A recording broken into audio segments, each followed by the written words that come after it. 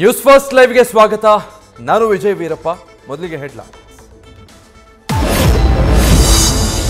ನಿನ್ನೆ ರಾತ್ರಿ full party, ಬೆಳಗ್ಗೆದ್ದು ದೇವಸ್ಥಾನಗಳಿಗೆ ಭೇಟಿ.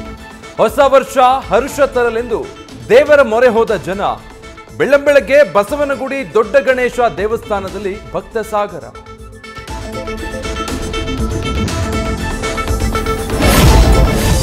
ಐಶ್ವರ್ಯ ವಂಚನೆ ಪ್ರಕರಣದಲ್ಲಿ ಮತ್ತೊಬ್ಬ ಕೈ ಶಾಸಕನ ಹೆಸರು ಪ್ರಸ್ತಾಪ.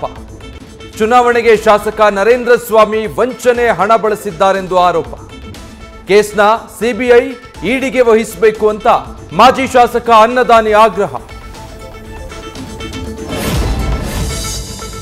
ಐಸ್ಪೈಸ್ ಆಟಕ್ಕೆ ಮರುಳಾದವರು ಒಬ್ಬಿಬ್ರಲ್ಲ.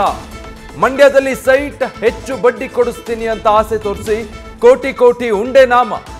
3-4 ವರ್ಷಗಳ ಹಿಂದೆಯೇ ಐಶ್ವರ್ಯ ಗೌಡ ವಿರುದ್ಧ ಕೆಲವರ ದೂರು. ಸಾಕ್ಷಿ ಇಲ್ಲ ಅಂತ ಕೇಸ್ ದಾಖಲಿಸದ ಪೊಲೀಸರು.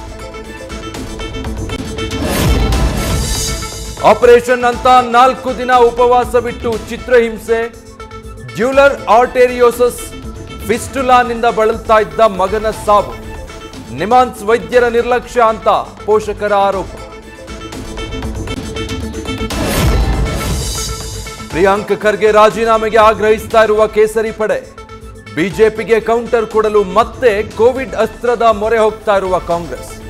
ಸಂಪೂರ್ಣ ವರದಿ ನೀಡುವಂತೆ ಮೈಕಲ್ ಡಿ ಕುನ್ನಾಗೆ ಸರ್ಕಾರದ ಕೋರಿಕೆ. ನ್ಯೂಸ್ ಫಸ್ಟ್, ನಿರ್ಭೀತಿಯಿಂದ ನಿಮ್ಮ ಪರವಾಗಿ.